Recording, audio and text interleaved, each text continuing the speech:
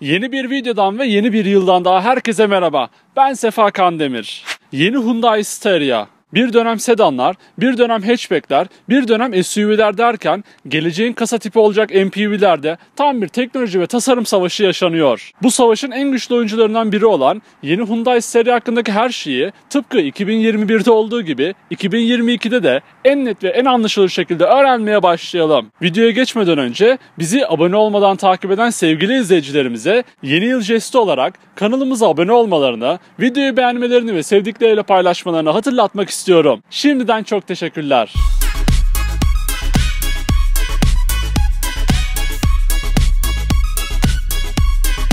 Yeni Hyundai Staria ilk kez 1997 yılında efsane MPV H100'ün yerine gelen Starex'in 2022 yılına uyarlanmış hali olarak karşımızda.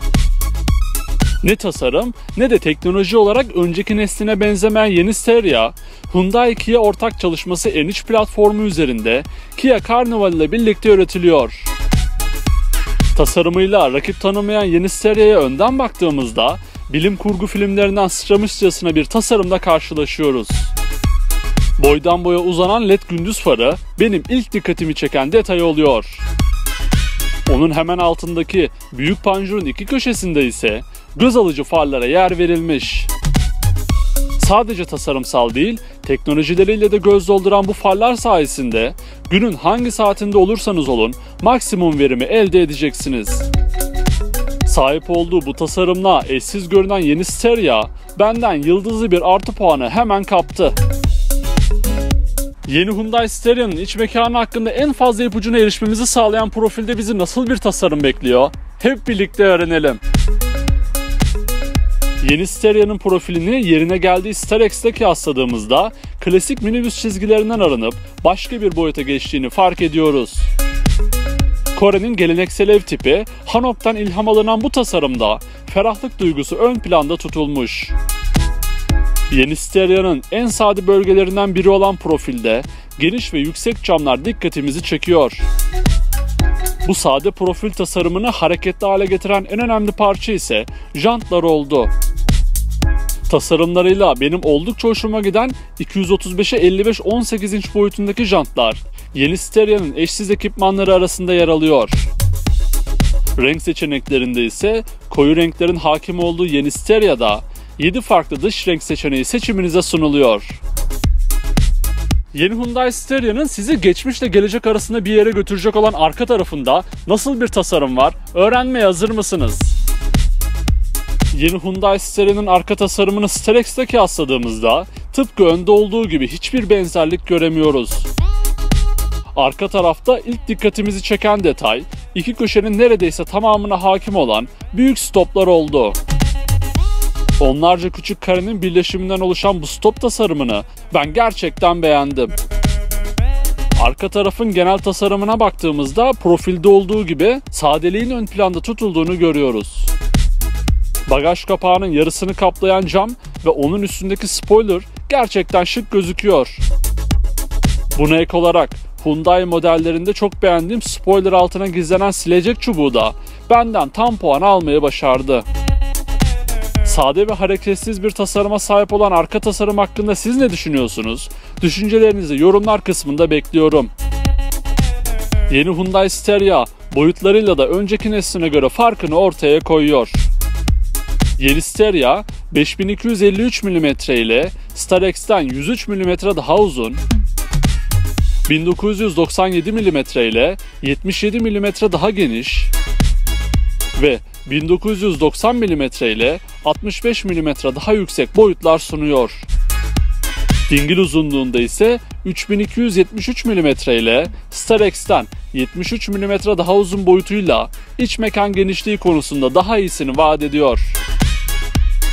İç mekan demişken yeni Hyundai Staria'nın gördüğünüzde oldukça beğeneceğiniz iç mekanda bizi neler bekliyor? Hep birlikte öğrenelim. Yeni Staria'nın iç mekanına geçer geçmez BMPV'den beklenebilecek maksimum tasarımı gördüğüm hissine kapılıyorum. Alışılmışın dışında fakat göz tırmalayan absürt bir tasarımda da olmayan bu kabin daha ilk anda benden artı puanı hemen aldı. Yeni Steria'nın direksiyonu başına geçtiğinizde sizi Hyundai modellerinin tamamında kullanılan 4 kollu direksiyon simidi karşılıyor. Şık ve karizmatik görünen bu direksiyon simidi üzerinde araçla ilgili tüm ayarlara erişebileceğiniz tuşlar bulunuyor. Direksiyon simidinin hemen arkasında konsolun içinden çıkıyormuş gibi görünen 10.25 inç büyüklüğünde dijital gösterge panelini görüyoruz. Renkleri, teması ve yüksek çözünürlüğü sayesinde güneş ışığından daha az etkilenen bu ekran ile sinyal verdiğinizde açılan kör nokta kamera özelliğini de kullanabiliyorsunuz. Bununla birlikte konum itibariyle biraz tehlikeli gözüken bardaklık da konsolun üstünde kendine yer bulmuş. Küçük eşya gözleri ve saklama alanı konusunda oldukça cömert davranan Yeni Steria'da birçok yerde saklama alanları mevcut. Konsolun ortasına geldiğimizde ise konsoldan bağımsız şekilde konumlandırılan 10.25 inç büyüklüğünde dokunmatik multimedya ekranını görüyoruz. Dokunmatik hassasiyeti ve kullanım kolaylığıyla cep telefonlarını aratmayan bu ekran üzerinden Yeni Steria ile ilgili tüm ayarlara erişebiliyorsunuz. Buna ek olarak 360 derece kamera özelliğini de bu ekran ile kullanabilirsiniz. Yeni Steria'nın yenilenen vites seçim tuşları da bizi geleceğe götürüyor. Vites seçim tuşlarının hemen yanında kablosuz şarj pedi ve gizlenmiş bir bardaklık yer alıyor. Biraz daha aşağı indiğimizde ekstra saklama alanları, 2 adet ışıklandırılmış USB bağlantı noktası ve 1 adet 12 volt soket girişini görüyoruz. Ortada herhangi bir şaft tünelinin bulunmayışı, Yeni Steria'nın kabininin ferah olmasını sağlamış. Orta konsolda ise etrafı ambiyans aydınlatmasıyla ışıklandırılmış bir saklama alanı daha bulunuyor. Sürgülü kapak ile gizlenen bu alanın içinde isteğe bağlı olarak 2 adet bardaklık ya da derin bir alan yer alıyor. Bununla birlikte şoför kabini için ayrı, yolcu kısmı için ayrı olarak açılabilen cam tavanda bizden tam puan aldı. Ayrıca elektrikli ve ısıtma soğutma özelliğine sahip koltuklar da gerçek anlamda şık ve konforlu gözüküyor. Buna ek olarak tüm Steria Premium modellerinde standart şekilde 64 farklı renge sahip ambiyans aydınlatması gelecek.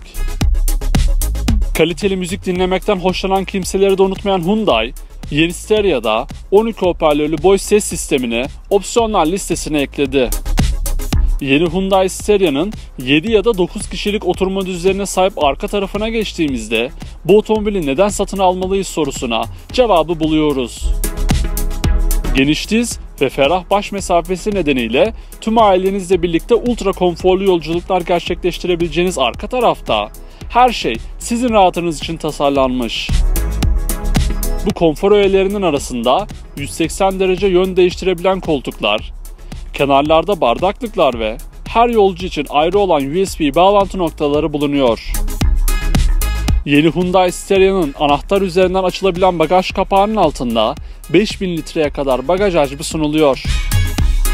Şimdi gelin yeni Hyundai Steria'da bulunarak bir MPV'de sahip olabileceğiniz en iyi güvenlik ve sürücü yardımcı özellikleri neler? Öğrenmeye hazır mısınız? Yeni Hyundai Steria'nın ön tamponu üzerinde yer alan radar sayesinde öndeki araca ya da nesneye tehlikeli şekilde yaklaşmanız durumunda sizin yerinize fren yapan önden çarpışma önleyici FCA, adaptif hız sabitleyici NSCC ve şerit takip asistanı LFA ile birleşerek yarı otonom bir sürüş deneyimi yaşamanızı sağlayan otoyol yardımcısı HDA, yol üzerindeki trafik levhalarını okuyarak dijital gösterge üzerine yansıtan trafik işaretleri tanıma sistemi ISLA, kör noktanızda kalan araçları hem uyarı ışıklarıyla hem de dijital gösterge üzerinden kamera yardımıyla size gösteren kör nokta monitörü BCA.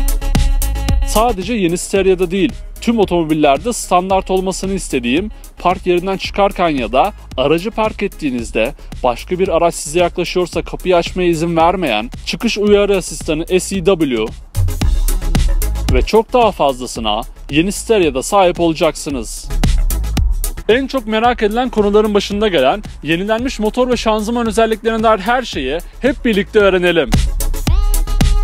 Yeni Hyundai Steria'da 2.2 litre dizel, 3.5 litre benzinli ve LPG'li olmak üzere 3 farklı motor seçeneği yer alıyor. Fakat Bu motor seçeneklerinden yalnızca 2.2 litrelik dizel motor Avrupa pazarında satışa sunulacak. 2.2 CRDI VGT dizel motordan toplamda 177 beygir güç, 431 Nm tork elde ediliyor. Ve 6 ileri manuel ya da 8 ileri otomatik vites ile eşleştirilebiliyor. Bu motorun ortalama yakıt tüketimi ise 8 litre civarında. Avrupa'da satılmayacak 3.5 MPI Smart Stream motordan ise 272 beygir güç, 331 Nm tork elde ediliyor ve yalnızca 8 ileri otomatik vites ile yönetiliyor. 2022 yılının ortalarında Avrupa'da satışa sunulacak yeni Hyundai Steria 56.150 Euro'dan başlayan fiyatlarla alıcı bulacak. Yeni Hyundai Steria hakkında bilmeniz gereken tüm özellikler bu şekildeydi. Ben yeni Hyundai Steria'yı gerçekten başarılı buldum. Tasarım konusunda da oldukça beğendim. Fakat en büyük rakipleri arasında sayabileceğimiz Volkswagen Multivan karşısında tercih eder miydim pek sanmıyorum. Peki siz yeni Hyundai Steria hakkında ne düşünüyorsunuz? Aklınıza takılan her şeyi ve yeni Hyundai Steria hakkındaki düşüncelerinizi yorumlar kısmında bizimle paylaşabilirsiniz. Ayrıca sonraki videolardan anında haberdar olabilmek için kanalımıza abone olmayı, videoyu beğenmeyi ve sevdiklerinize paylaşmayı unutmayın. Bir sonraki videoda görüşmek üzere. Kendinize iyi bakın. Sağlıcakla kalın.